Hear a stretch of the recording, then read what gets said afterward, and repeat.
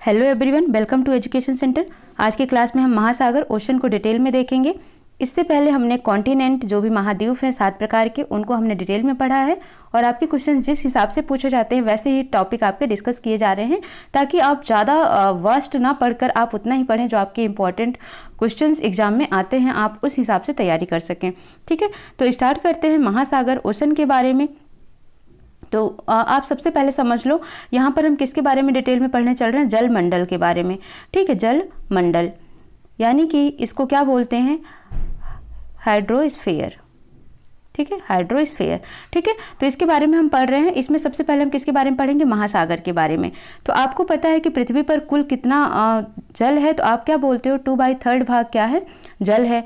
लेकिन इस जितना भी जल है, संपूर्ण जल का 97.8% भाग, ठीक है, क्या है, महासागर के जल के रूप में है। मीन्स ओशन वाटर बहुत ज़्यादा है और ये कैसा होता है, खारा होता है, ड्रिंकेबल नहीं होता है। ठीक है, तो जल मंडल का वह विशाल क्षेत्र जिसकी कोई सीमा नहीं है, उसे क्या कहा जाता है, महासागर कहा जाता है। ठीक है, नोट कर लेना आप इसे, जल मंडल का वह विशाल क्षेत्र जिसकी कोई सीमा नहीं है, कोई लिमिट नहीं है। ठीक है, कि कितना उसका फैलाव होना चाहिए, कितने स्प्रेडिंग होना चाहिए, उसे ही क्या बोला जाता है, महासागर कहा जाता है। और महासागरों के जल जो होते हैं हमेशा कैसे होते हैं, गतिमान होते हैं, मतलब उसमें हमेशा मूवमेंट रहती ही रहती है, वो कभी स्थिर अवस्था में स्टेबल नहीं रहते हैं। ठीक है, ऐसा क्यों होता है, तो इसके मुख्य 3 कारण हैं। कौन कौन से कारण हैं, तो सबसे पहले याद रखना है आपको, वेव्स, जो सी वेव्स होती हैं, समुद्री तरंगें होती हैं, वो रीजन है। तो दूसरा है ज्वारभाटा यानी कि टाइड्स जो उठते रहते हैं महासागर में। और थर्ड है महासागरीय धाराओं का आपस में मिलना। ठीक है, यानी कि मीटिंग ऑफ ओशन करंट, ये आपस में मिलती रहती हैं। तो ये 3 मेन कारण है जिसकी वजह से जो महासागर है उसका जल हमेशा क्या होता है, गति करता रहता है, यानी कि वो मूवमेंट करता रहता है। अब हम बात करते हैं कि महासागर कुल कितने प्रकार के होते हैं। तो कुल कितने प्रकार के होते हैं, 4 प्रकार के। डायरेक्टली क्वेश्चन पूछ सकता है कि कितने महासागर होते हैं, तो 4 प्रकार के याद रखना है आपको। और अगर कॉन्टिनेंट का पूछता है, महाद्वीप का पूछता है, तो आप बोलोगे 7 प्रकार के।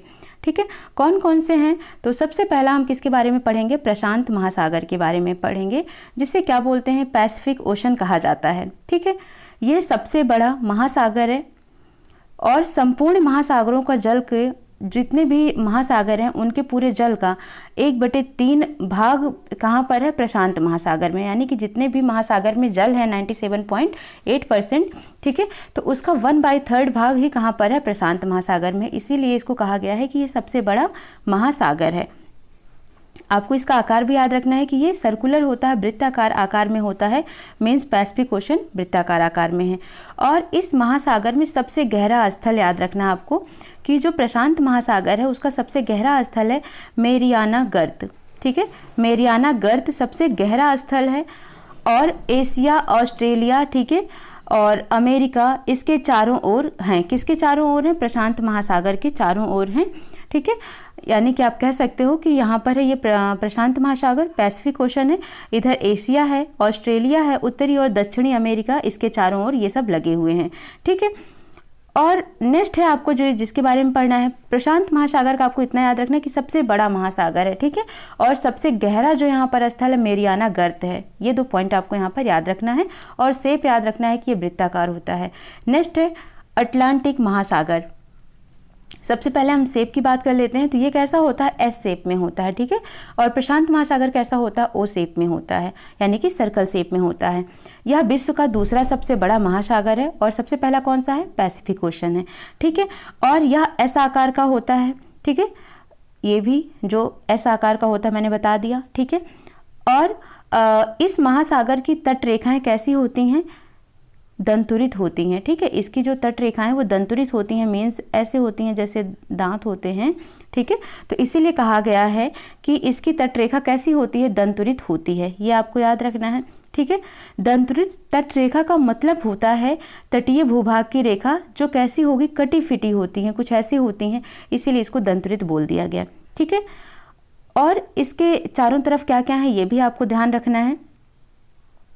ये महासागर अंतर्राष्ट्रीय व्यापार के लिए अत्यधिक उपयुक्त है क्योंकि यह बंदरगाह बनाने के लिए उपयुक्त हैं। ठीक है, यानी कि बहुत सारे पोर्ट्स यहाँ पर बनाए जाते हैं अतः यहाँ व्यापार सर्वाधिक होता है, जिससे ये महासागर अत्यंत व्यस्त महासागर कहा जाता है। ठीक है, तो आपसे क्वेश्चन पूछे कि सबसे व्यस्त महासागर, तभी भी आपका आंसर क्या जाएगा, अटलांटिक। और दूसरा सबसे बड़ा महासागर, तो भी आपका आंसर क्या जाएगा, अटलांटिक। शेप पूछेगा तो आप बोलोगे एस शेप में, और पूछेगा कि इसकी रेखाएं कैसी होती, तो आप बोलोगे दंतुरित होती हैं। ठीक है, दंतुरित होती हैं, ये रहा है। और पश्चिमी किनारे पर, यानी कि जो अटलांटिक महासागर है, इसके पश्चिमी किनारे पर, ठीक है, अटलांटिक मान लो ये अटलांटिक महासागर हो गया एस शेप में, इसके पश्चिमी किनारे पर, ठीक है, उत्तर और दक्षिण अमेरिका हैं, और पूर्वी किनारे पर ये भी याद रखना है कि जो पश्चिम किनारा है, पश्चिमी किनारा जो इस साइड है, ठीक है, उधर क्या है, उत्तरी और दक्षिणी अमेरिका है। ठीक है, नॉर्थ एंड साउथ अमेरिका है वहाँ पर। और अगर हम बात करते हैं कि इसके पूर्व साइड में, यहाँ पर पूर्वी किनारे पर क्या है, तो यहाँ पर अफ्रीका और यूरोप है। ठीक है, तो अफ्रीका एंड यूरोप दोनों ही समझ लेना आप कि यहाँ पर अफ्रीका और यूरोप है, कहाँ पर, पूर्वी किनारे पर। ठीक है, और पश्चिमी किनारे पर क्या है, पश्चिमी किनारे पर उत्तर और दक्षिण अमेरिका स्थित है। ठीक है, नेक्स्ट अगर हम बात करते हैं, यहाँ पर थर्ड है हिंद महासागर। ठीक है, यह एकमात्र महासागर है जिसका नाम किसी देश के नाम पे पड़ा है। ठीक है, किसके नाम पे पड़ा है, किस देश के नाम पे पड़ा है, तो अपने देश के नाम यानी कि भारत के नाम पर पड़ा है, क्योंकि भारत को पहले हिंद के नाम से जाना जाता था। ठीक है, इसीलिए इसको हिंद महासागर कहा जाता है। इसका आकार कैसा होता है, ट्रायंगल शेप में होता है, त्रिभुजाकार आकार में होता है। ठीक है, उत्तर में एशिया, याद रखना है, मान लो ये है, ठीक है, इसके उत्तर में, ये नॉर्थ साइड है, उत्तर में क्या है, एशिया है, पश्चिम में, ठीक है, अफ्रीका है, और पूरब में क्या है, तो ये भी याद रखना है, ऑस्ट्रेलिया है। ये कुछ पॉइंट हैं जो आपको याद रखने हैं, इसमें नहीं है। ठीक है, तो उत्तर में एशिया, पश्चिम में अफ्रीका और पूर्वी में ऑस्ट्रेलिया है, किसके, हिंद महासागर के। और इसका शेप कैसा होता है, त्रिभुजाकार होता है। नेक्स्ट है आपका और फोर्थ और लास्ट है ये आर्कटिक महासागर। ठीक है, अगर हम आर्कटिक महासागर की बात करते हैं तो ये कहाँ पर है, उत्तरी ध्रुव पर है, और उत्तरी ध्रुव वृत्त के चारों ओर फैला हुआ है। ठीक है, चारों तरफ से उत्तरी ध्रुव की ओर फैला हुआ क्या है, आर्कटिक महासागर है। ये चीज़ें आपको इतना याद रखनी है इनके बारे में। ठीक है, तो ये बात हो गई किसकी, जलमंडल की बात हो गई। अब यहाँ पर थोड़ा सा डिटेल देख लेते हैं। जलमंडल में हमने आपको बोला महासागर का, तो जलमंडल यानी कि हाइड्रोस्फीयर, पृथ्वी के 2/3 हिस्से पर क्या है, वाटर है। इस जल का 97.2% भाग क्या है, महासागर है, जो क्या है, सबसे ज़्यादा खारा है। ठीक है, उसको आप पी नहीं सकते हो। तो इसका मतलब पीने का जो अगर हम बात करते हैं, ड्रिंकेबल पोर्टेबल वाटर जो है यहाँ पर, वो कैसा है, बहुत कम है। कितना है, 0.03% है। ठीक है, लेकिन फिर भी बहुत कम हो रहा है, बहुत ज़्यादा मात्रा में यूज किया जा रहा है इसका। ठीक है, और इसी वजह से पानी एक बहुत बड़ी समस्या बनी हुई है। तो जो कि कहाँ से मिलता है हमें, नदियाँ, तालाब, झील, बर्फ़ और हिमानी के रूप में प्रेजेंट हैं हमारे अर्थ पर। पृथ्वी को इसीलिए नीला ग्रह कहा जाता है। क्यों, क्योंकि इसके 2/3 भाग पर पानी है। नीला ग्रह होने के बावजूद भी, जल इतना ज़्यादा होने के बावजूद भी हमारी पृथ्वी पर क्या है, जल की कमी हमेशा बनी रहती है। ठीक है, नेक्स्ट किसके बारे में हम देखेंगे, वायुमंडल के बारे में देखते हैं। तो वायुमंडल, जैसे आप समझ रहे हो, वायुमंडल का मतलब हो गया एटमॉस्फेयर। ठीक है, किसकी बात हो गई यहाँ पर, एटमॉस्फेयर की बात हो रही है। एटमॉस्फेयर का मतलब कि हमारे चारों ओर का ऐसा आवरण जिसके जहाँ पर हम हैं, हमारे चारों ओर क्या है, बहुत आवरण है, बहुत सारी चीज़ें फैली हुई हैं, उसे क्या बोला जाता है, पहले तो पर्यावरण। ठीक है, तो पृथ्वी के चारों ओर के आवरण को क्या बोला जाता है, पर्यावरण बोला जाता है। लेकिन यहाँ पर वायुमंडल की बात हो रही है, तो पृथ्वी के चारों ओर वायु के आवरण को, ठीक है, यानी कि जो एयर की कवरिंग है, उस आवरण को क्या बोला जा रहा है, वायुमंडल बोला जा रहा है। और ये किससे बनता है, तो जो वायुमंडल है हमारा, वो 3 चीज़ों से मिलकर बना हुआ होता है। कौन कौन सा, गैस, जल वाष्प और धूलकण। ठीक है, इससे मिलकर बना होता है। सबसे पहले हम यहाँ पर कुछ पॉइंट्स देख लेते हैं। जैसे यहाँ पर हमने बोला आपको किसके बारे में, धूलकण के बारे में, कि ये किससे बने हुए हैं, धूलकण के बने हुए हैं। ठीक है, तो धूलकण के कुछ पॉइंट देख लो आप यहाँ पर। सबसे पहले, वायुमंडल में पत्थर या चट्टान के टूटने से जो छोटे छोटे कण पाए जाते हैं, उन्हें क्या बोला जाता है, धूलकण बोला जाता है। समझ आया, मीन्स जो भी हमारे रॉक्स हैं, चट्टानें हैं, वो टूटती हैं तो उनसे छोटे छोटे कण बनते हैं और उन्हें ही धूलकण बोला जाता है। और धूल कण के कारण ही आसमान का रंग नीला दिखाई देता है। ठीक है, ये भी पॉइंट आपको याद रखना है कि जो ये छोटे छोटे डस्ट पार्टिकल्स हैं, इन्हीं के कारण ही जो स्काई है वो ब्लू दिखाई देता है।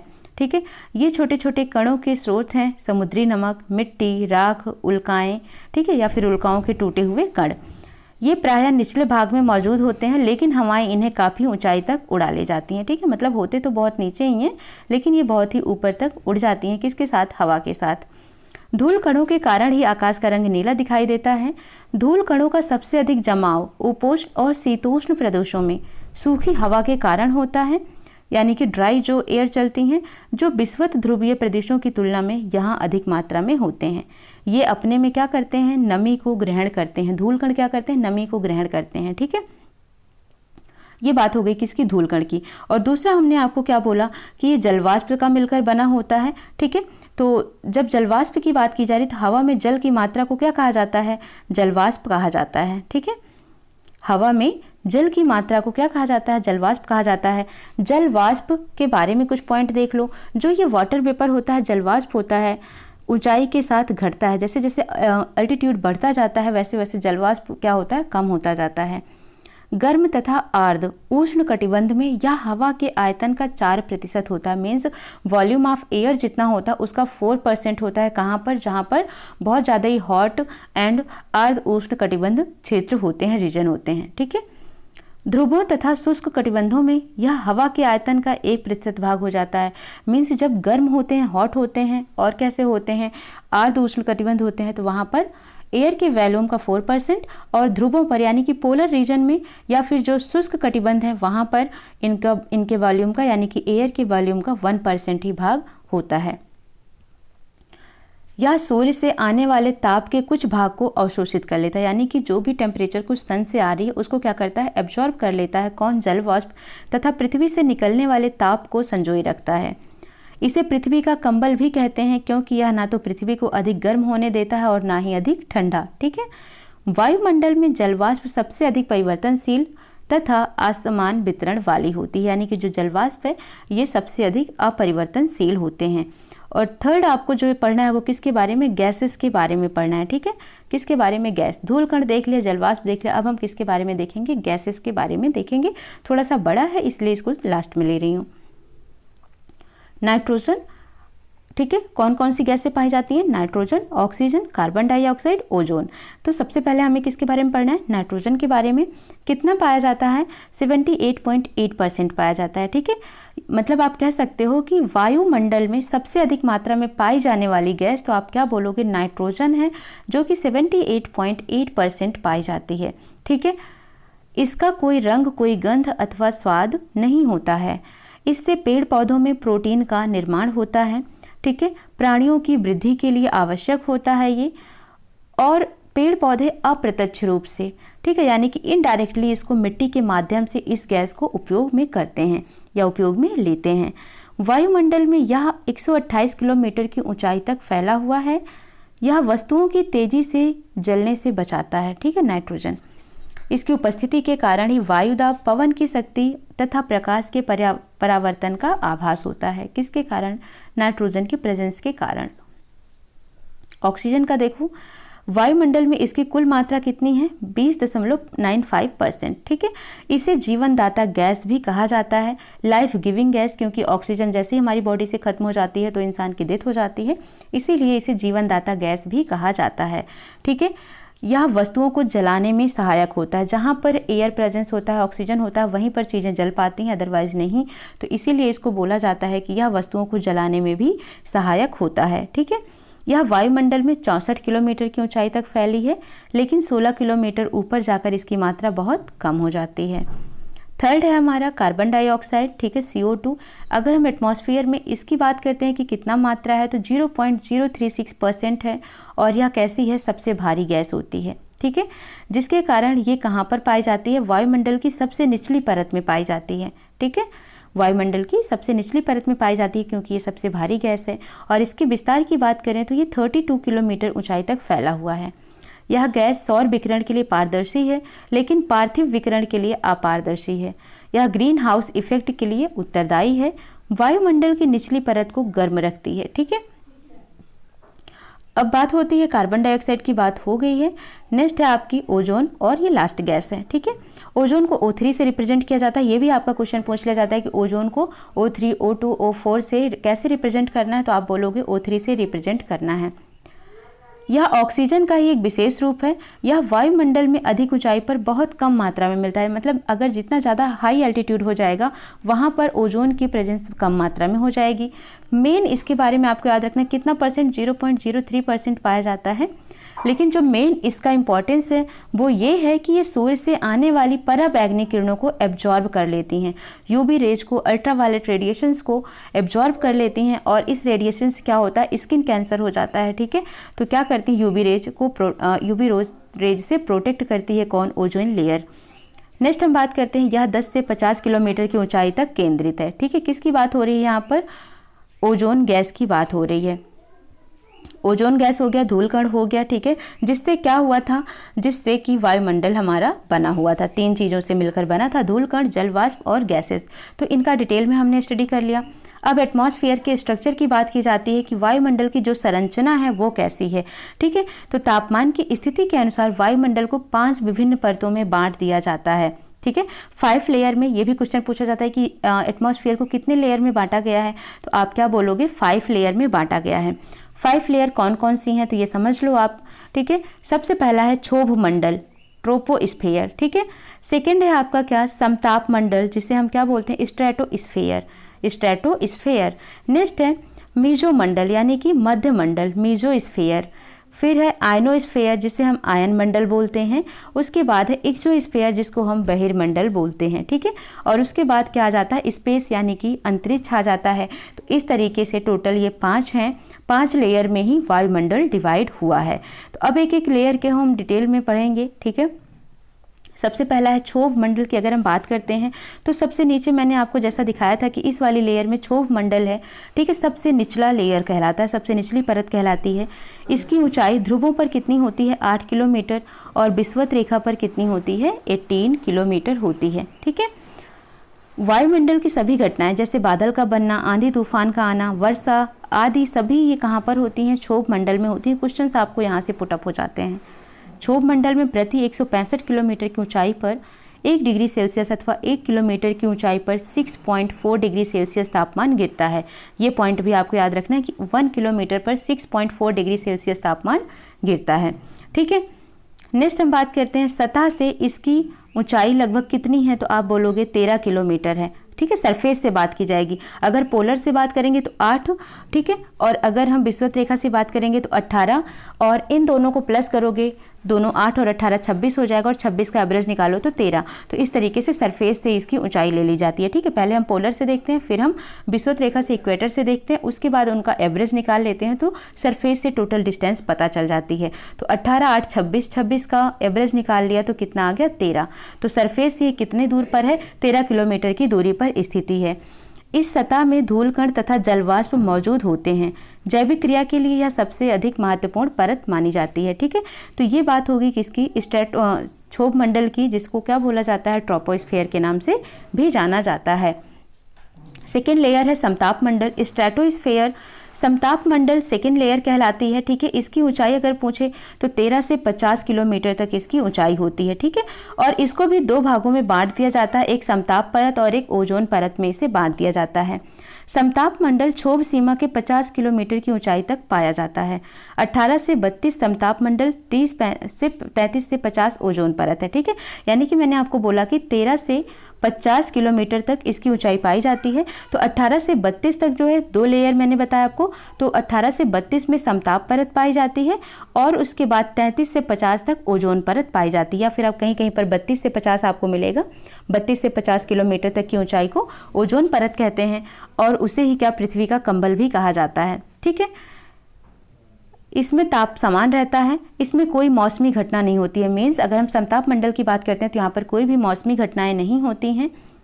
इसमें वायुयान उड़ाने की आदर्श दशा पाई जाती है, क्योंकि कोई भी मौसमी घटनाएं नहीं पाई जा रही हैं यहाँ पर, तो इसलिए यहाँ पर वायुयान आसानी से उड़ाए जा सकते हैं।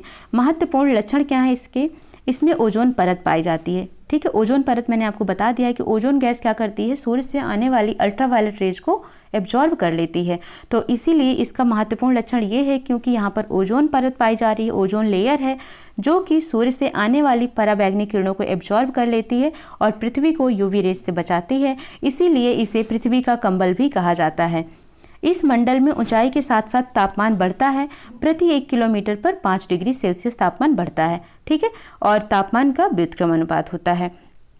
नेक्स्ट हम बात करेंगे मध्य मंडल की, थर्ड है मेसोस्फीयर, ठीक है। मध्य मंडल ये कितनी ऊंचाई पर है, ये 50 से 80 किलोमीटर तक की ऊंचाई पर, यानी कि 50 किलोमीटर से 80 किलोमीटर की ऊंचाई पर कौन है, मेसोस्फीयर है, मध्य मंडल है, ठीक है।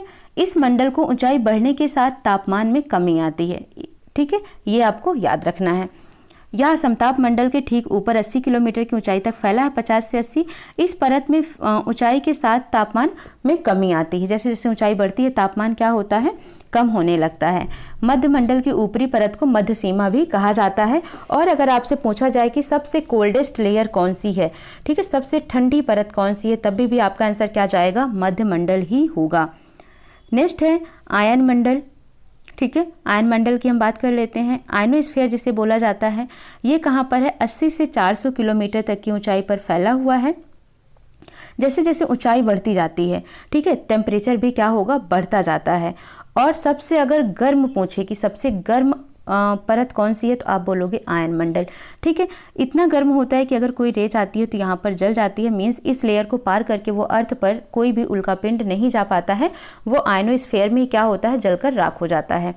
इसमें विद्युत आवेशित कण पाए जाते हैं जिन्हें आयन कहते हैं, इसीलिए इसका नाम क्या पड़ा, आयन मंडल पड़ा। पृथ्वी द्वारा भेजी गई रेडियो वेव्स इस परत में वापस लौट जाती हैं। इस परत के कारण पृथ्वी पर रेडियो, टेलीविज़न, टेलीफोन आदि की सुविधा भी प्राप्त हो पाती है। कम्युनिकेशन सैटेलाइट यहीं पर मतलब लगाए जाते हैं, कहाँ पर, आयनोस्फीयर में, ठीक है। नेक्स्ट हम बात करते हैं किसकी, फोर्थ है एक्सोस्फीयर, जिसे वायुमंडल के नाम से जाना जाता है। 400 किलोमीटर के ऊपर औसतन आप कह सकते हो 500 किलोमीटर की ऊंचाई तक वायुमंडल फैला हुआ है।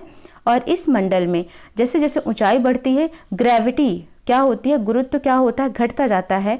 और इसके बाद क्या आ जाता है, अंतरिक्ष यानी कि स्पेस शुरू हो जाता है। तो याद रखना है, इसकी कोई निश्चित सीमा नहीं है और इस मंडल के बारे में उतना ज़्यादा जानकारी नहीं दी गई है। यहाँ हाइड्रोजन और हीलियम की प्रधानता होती है, मीन्स हाइड्रोजन और हीलियम बहुत मात्रा में पाए जाते हैं। यह आगे बढ़कर अंतरिक्ष में विलीन हो जाते हैं, ठीक है, यानी कि लगभग 400 से 500 किलोमीटर तक एक्सोस्फीयर माना जाता है और उसके बाद ये स्पेस में विलीन हो जाते हैं, स्पेस में मिल जाते हैं, ठीक है। तो समझ लो थोड़ा सा इसे इस तरीके से ग्राफिकल हम इसको समझते हैं।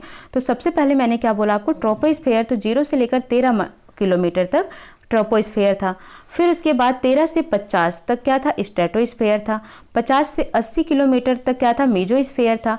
80 से 400 किलोमीटर तक आयनोस्फीयर था, ठीक है। उसके बाद 400 से 500 किलोमीटर तक क्या था, एक्सोस्फीयर था, ठीक है। तो ये सारी बातें हो गई। अब यहाँ पर देखो टेम्परेचर क्या होता है, जैसे जैसे ऊंचाई बढ़ती है टेम्परेचर कहीं कम होता है, कहीं ज़्यादा होता है।